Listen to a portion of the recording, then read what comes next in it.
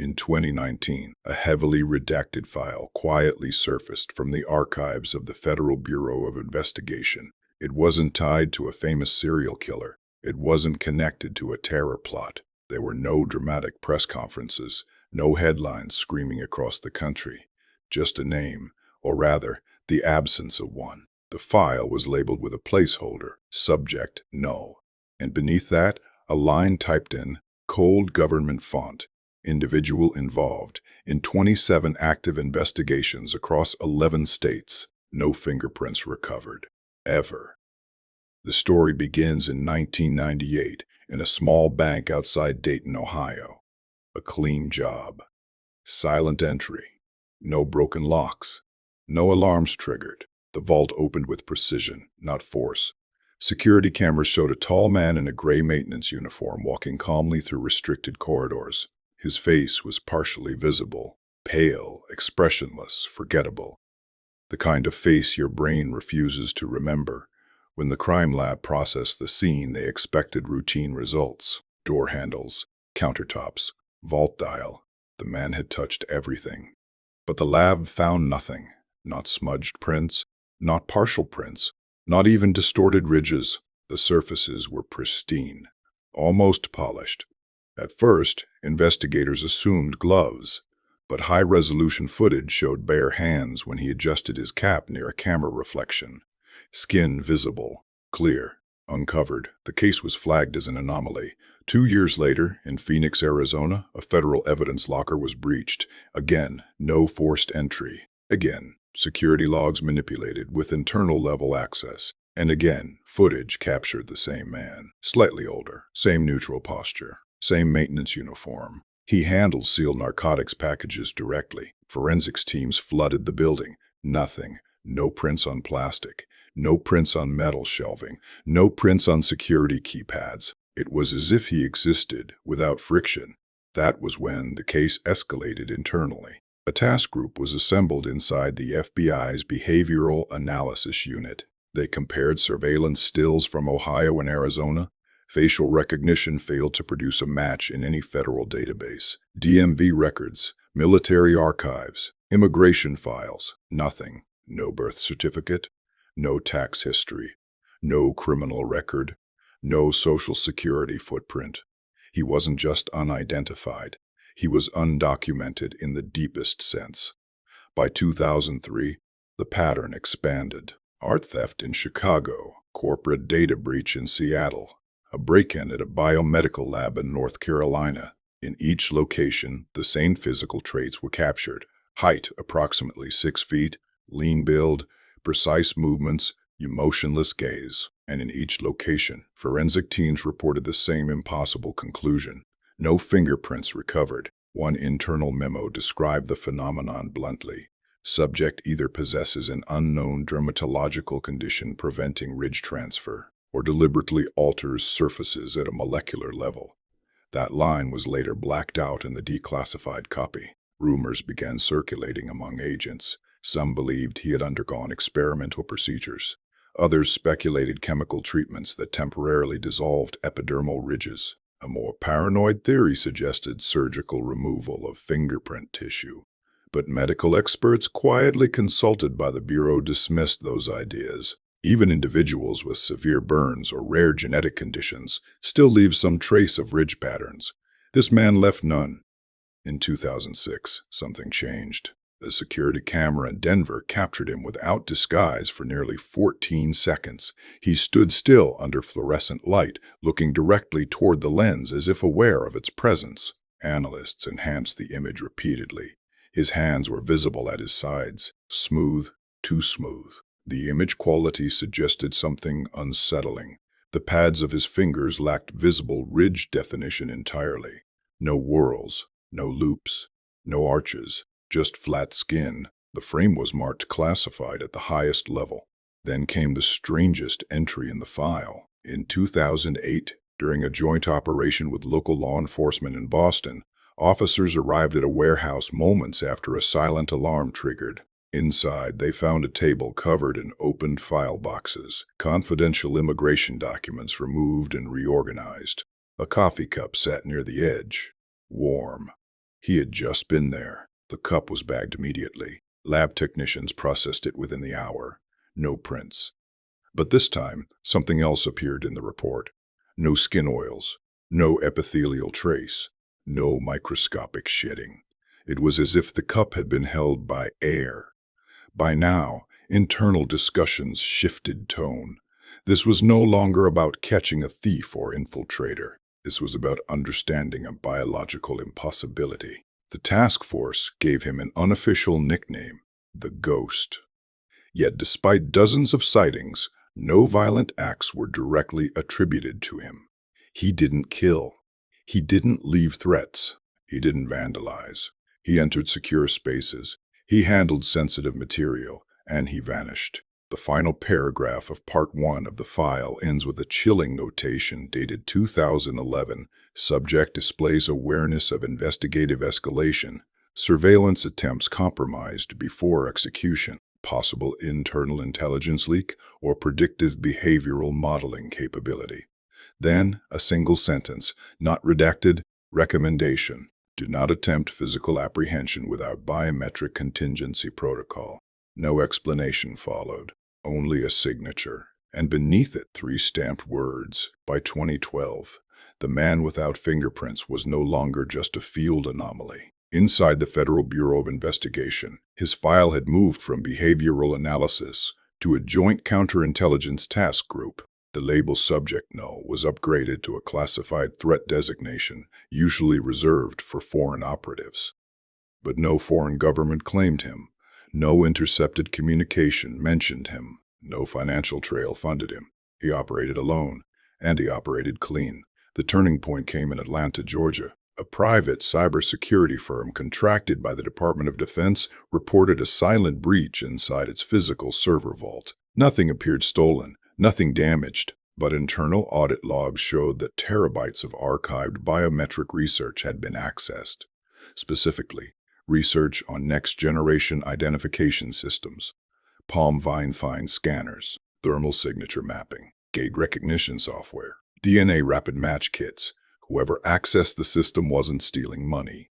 He was studying how to avoid being identified. Security footage again revealed the same man, calm, methodical, wearing nitrile gloves this time. But at one moment, he removed the right glove briefly to adjust a fiber cable. Analysts froze the frame. They zoomed. They enhanced. His fingertips were visible for less than a second. Flat. Seamless. No ridge shadows under infrared light. A forensic consultant later wrote in a memo, absence of ridge topography suggests either congenital idermatoglyphia or deliberate surgical abrasion beyond conventional limits. The word idermatoglyphia was circled in pen. It's an extremely rare genetic condition. Fewer than a handful of documented families worldwide. Individuals born without fingerprints, sometimes called immigration delay disease, because biometric border systems fail to register them. But those individuals still leave skin oil, still shed cells, still exist biologically. Subject, Null left nothing. No oils, no fibers, no hair, no DNA.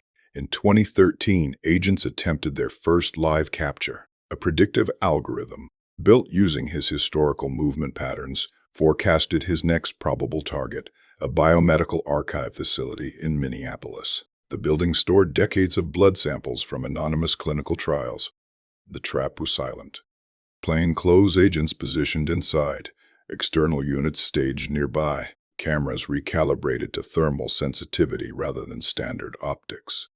At 2:17 a.m., motion sensors triggered. He entered through a rooftop maintenance access point, bypassing alarm circuits, as if he had written their schematics himself. Agents held position, waiting for confirmation inside the archive chamber. Through thermal imaging, they saw him clearly for the first time, a human silhouette, steady heartbeat, normal body heat. He was not a machine, not a projection, not a myth. He opened a storage unit and examined labeled vials. Then he paused. He tilted his head slightly, not toward a camera, toward the wall behind which 2 agents were stationed. Seconds later, the building's power grid failed. Backup generators stalled simultaneously. In total darkness, agents advanced. Emergency lights restored after 47 seconds. The archive chamber was empty. The rooftop access hatch was still locked from the inside. No broken seals, no exit recorded.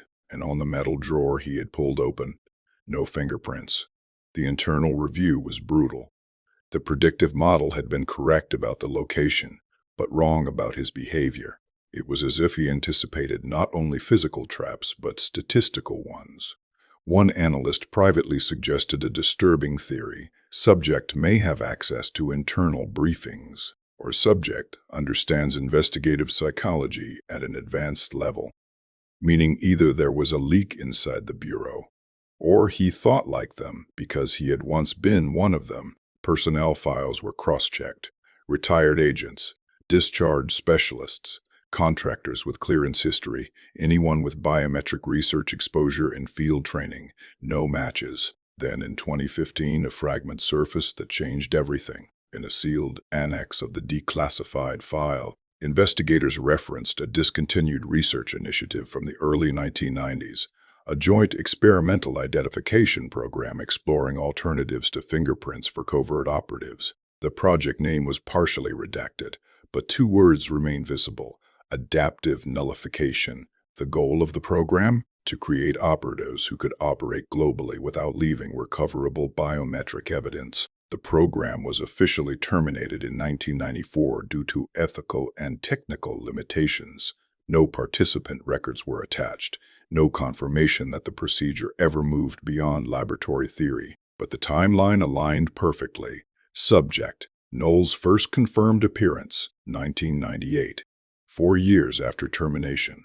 In the final pages of Part 2, a classified interview transcript appears. An unnamed retired scientist was questioned under oath. When asked whether it was biologically possible to eliminate all traceable epidermal transfer, he hesitated before answering, not eliminate, control. He explained that certain chemical microcoatings could temporarily neutralize ridge detail and suppress oil secretion. Combined with dermal reconstruction techniques, an individual could theoretically operate with minimal trace for extended periods. The interviewer asked a final question. Did your team test this on a live subject? Long pause recorded in the transcript, then one sentence. We tested it on one. The document ends abruptly there. No confirmation of who that subject was. No statement of what happened to him. Only a handwritten note in the margin of the declassified file. If Null is the prototype, he was never decommissioned. The final section of the declassified file is thinner than the others. Fewer reports, fewer sightings, more redactions. By 2016, internal references to subject Null inside the Federal Bureau of Investigation began to decline. Not because he had been caught, because he had stopped appearing. No bank infiltrations, no archive breaches, no silent entries into secure facilities. For nearly 3 years, nothing. Some agents believed he was dead. Others believed he had gone dormant. A few suspected something worse, that he had finished whatever he'd been preparing for. Then, in late 2019, an anomaly triggered in a federal records facility in Quantico, Virginia. Not a break-in, not a theft, a modification. An internal audit discovered that a single archival box had been accessed under proper clearance credentials. No forced entry, no alarm trip. The login credentials belonged to a mid-level records technician who was on approved medical leave at the time. Security footage from the corridor showed a tall man walking calmly past cameras, badge visible, face uncovered, older now, hair grayer, movements slower but unmistakable. The ghost had walked into FBI headquarters. Inside the accessed box were historical personnel files from discontinued federal research initiatives of the early 1990s, including one partially destroyed folder labeled with the same redacted project title investigators had seen before, Adaptive Nullification. When the box was re-examined, something subtle had changed. One participant record was missing. Only one.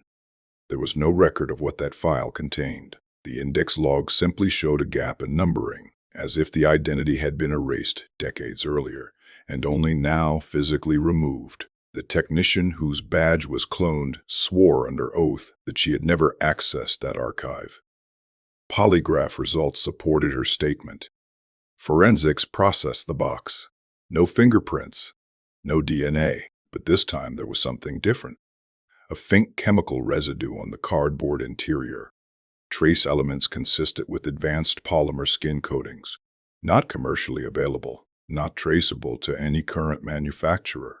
It was proof of concept. He was real. He was physical. And he still left almost nothing behind. A classified internal memo dated January 2020 summarized the situation bluntly. Subject appears to have targeted records of his own origin. Motivation suggests severing of institutional trace rather than espionage. In other words, he wasn't stealing secrets anymore. He was deleting himself. The final interview in the file is with the same retired scientist questioned years earlier. Older, voice-strained. When informed that a participant file was missing, he closed his eyes for a long time before speaking. "We built a biometric ghost," he said. "We believed if we could remove identity markers, we could create the perfect covert operative." The interviewer asked whether the procedure removed fingerprints permanently. "No," the scientist replied. "It removed accountability." According to fragmented research notes included in the annex, the prototype subject had undergone layered dermal reconstruction, chemical gland suppression, and behavioral conditioning designed to eliminate involuntary contact transfer. The program's aim was to create someone who could exist in hostile territories without leaving forensic evidence. But there was an unintended side effect: isolation. The subject reportedly began demonstrating severe detachment from personal identity. Without official documentation, without biometric registration, without traceable presence in any system, he existed outside structure. A man who could not be proven. A man who could not be tracked. A man who legally, digitally, and biologically faded from record. When funding was cut and the project shut down, participants were supposed to be reintegrated under new identities, all except one. The prototype disappeared before debriefing. The file closes with a final notation from 2021. No new sightings, no confirmed activity, just an internal classification update.